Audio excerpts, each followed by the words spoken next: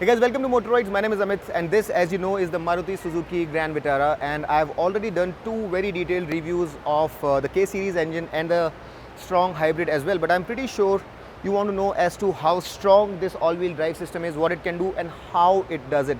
So without any ado, I'm going to take you under this car and show you what are the mechanicals, how it works, and then we are going to take it out for a spin and show you what it can do and what it cannot. Now, since this is a clean car, all the cars which are outside have mud sticking to their bottoms, so we cannot really show how this system works. So let's first understand the basics of how this all-wheel drive system works.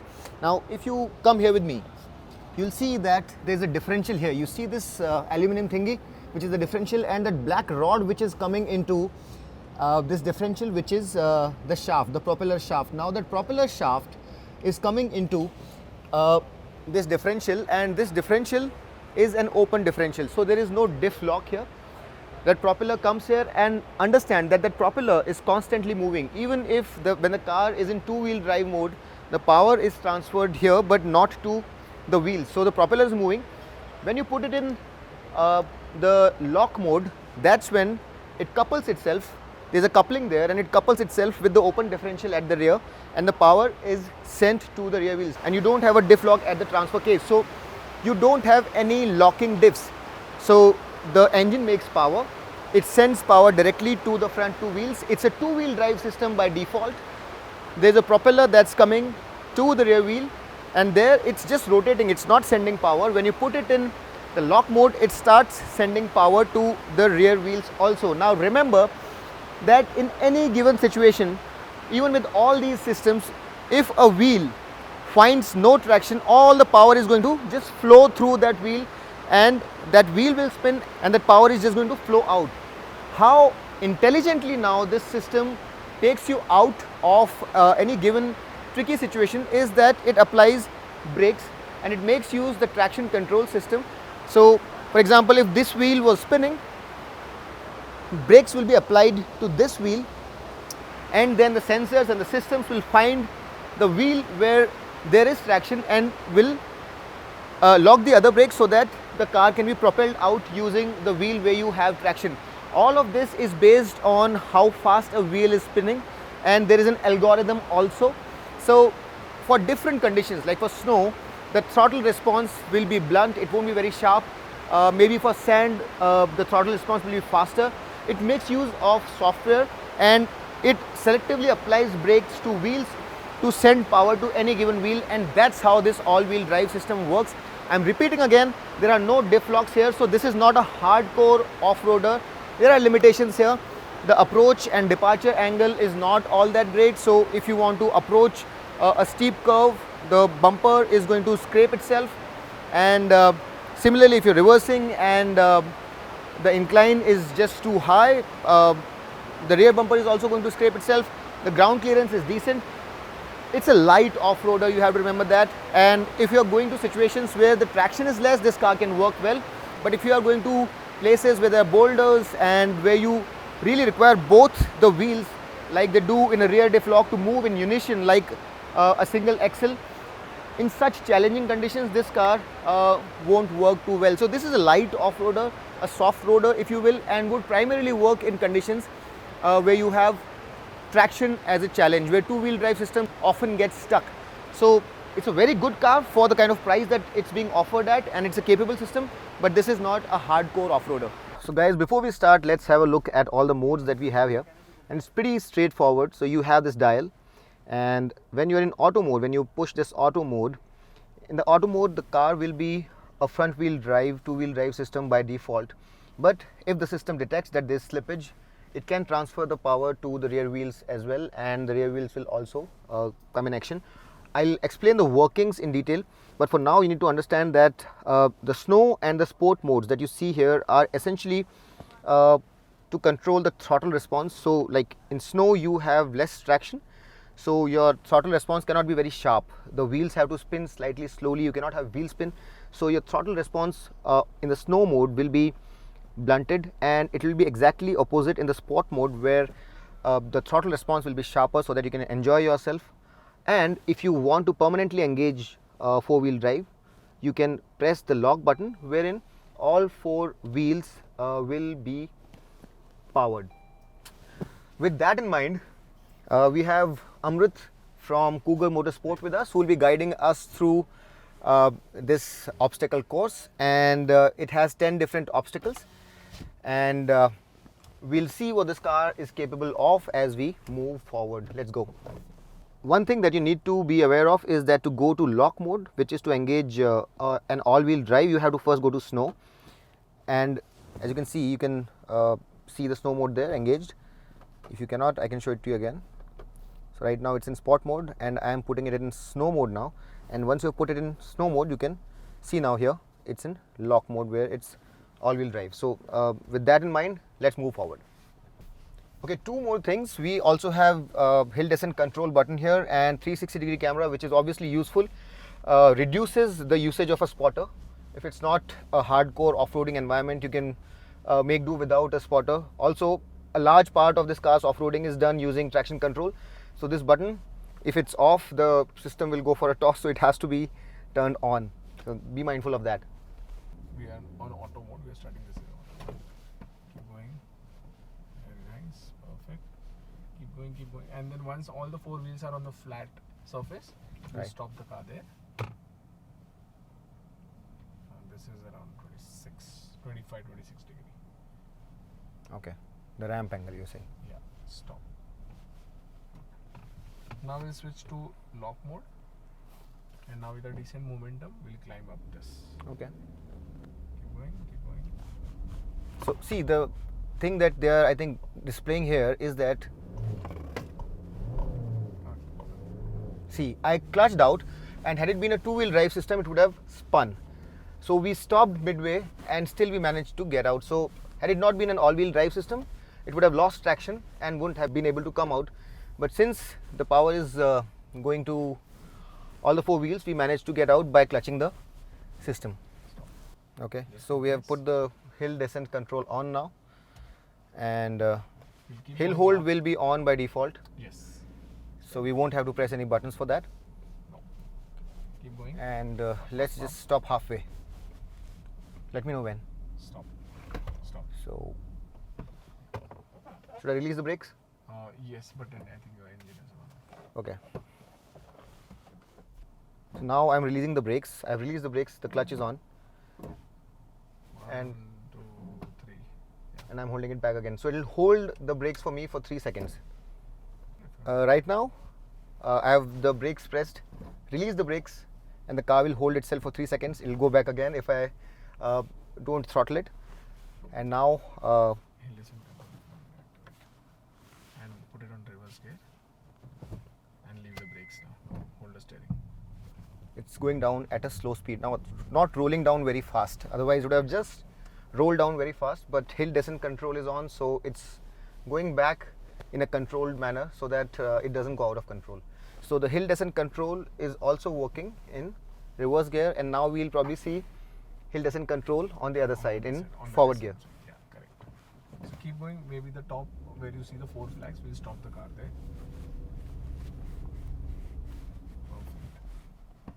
Perfect. Little ahead. Till the time you don't see the ground surface. Yeah, that's it. All right. Now your hill descent control is already activated. You don't need to do anything. Okay. Just take your foot off the brake and put it on the floor. Yeah, that's it. So now you see this. Yes. If you experience this, so Maruti Suzuki has tuned it, then it will ensure that it Right. will not go beyond 10 kilometers per hour. So the speed, as is specified for hill descent control by default, is 10 kilometers per hour. Generally, in some other cars, in more expensive car, very expensive cars, you can control the speed also. But here it's pre-designated at 10 kilometers per hour. And how it's controlled is by modulating the brakes, so that the speed doesn't go beyond a certain point. So as you can see, the next obstacle is articulation pits. So now there are multiple pits here, obviously alternate. So you'll notice while driving that gradually the depth and the difficulty level of the obstacles are going to increase. So we'll start with auto here.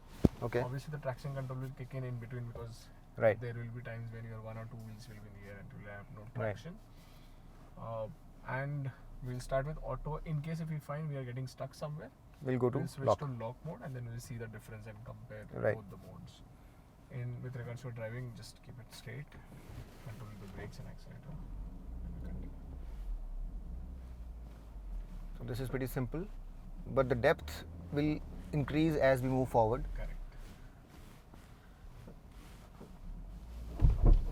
Articulation, for those of you who don't know about it, is basically the car's ability to stretch its legs or suspension or wheels to touch the ground. Suspension travel also, in a way. Am I right, Amrit? Yeah, absolutely.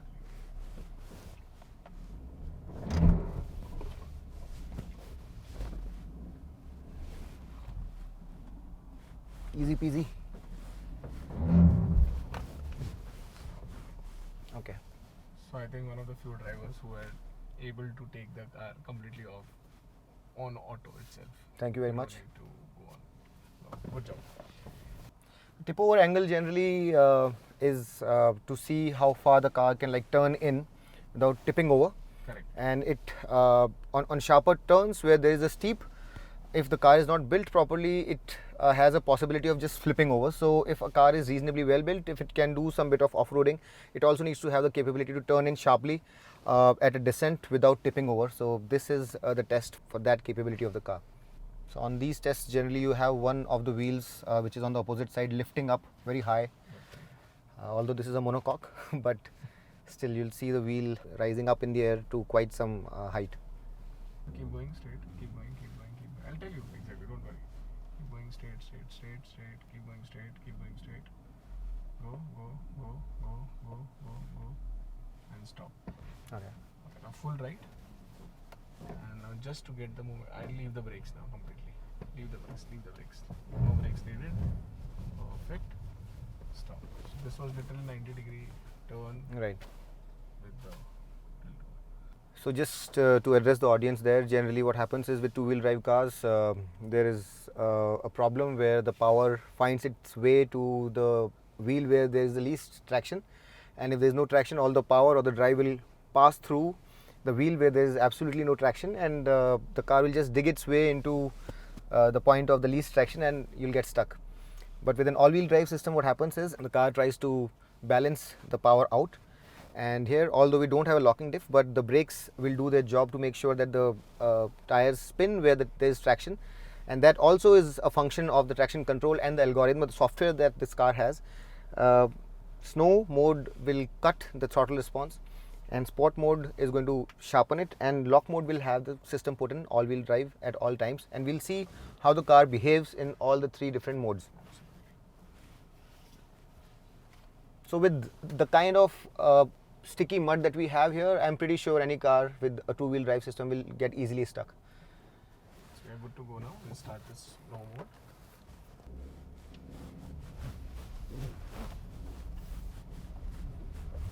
So one request would be keep your constant foot pressure, Right.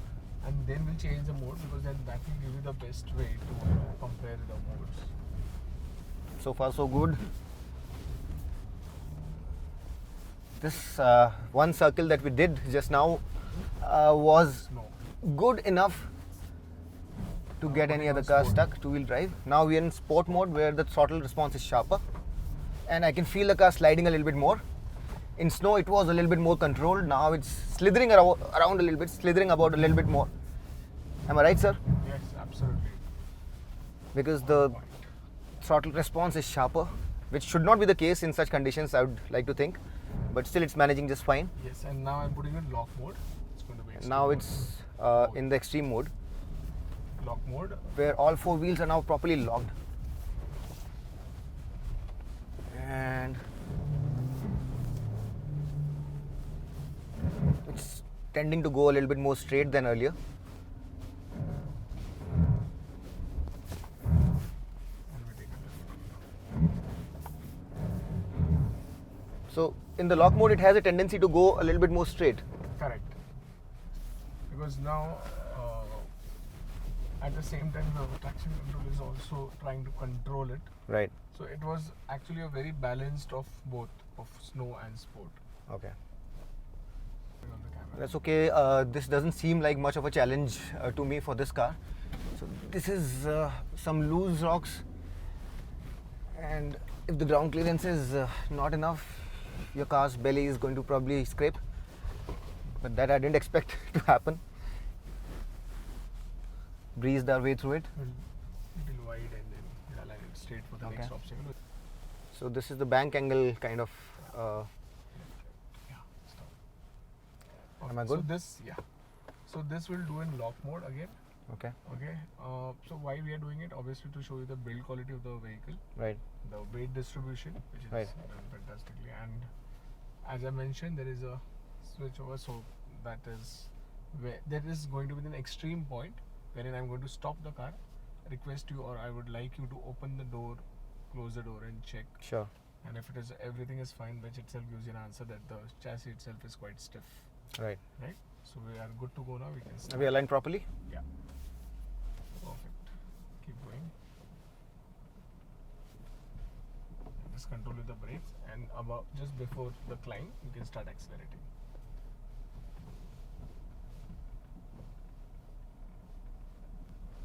More. Keep going. Straight. Yeah. Stop. Okay. Now, if you wish, you can open the door.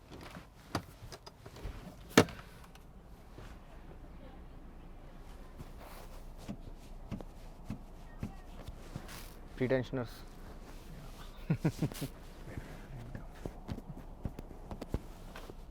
That's also a very good safety feature. Yes.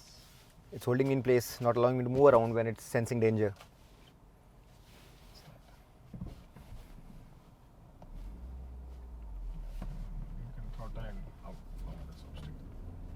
And the next would be seesaw. So start the 360-degree camera.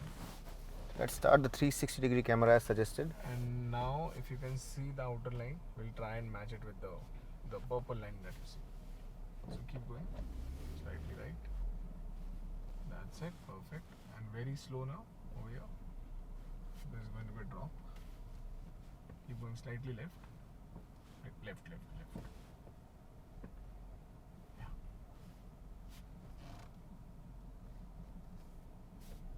Stop. Perfect. Now the front two wheels to step down, and then now accelerate and out. Perfect. Slightly left. So last obstacle for the day is going to be ice slab. So we'll align the car in such a way that our left two wheels are on the slab, and once we reach both the wheels on the ice slab, I'll ask you to stop, and then we'll restart from there. Little right.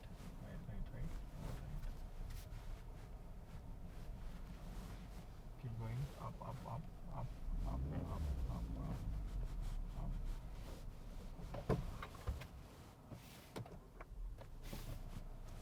Little more. Now start. So now we just have to throttle out. We have to go with that. Do this in slow. Yeah,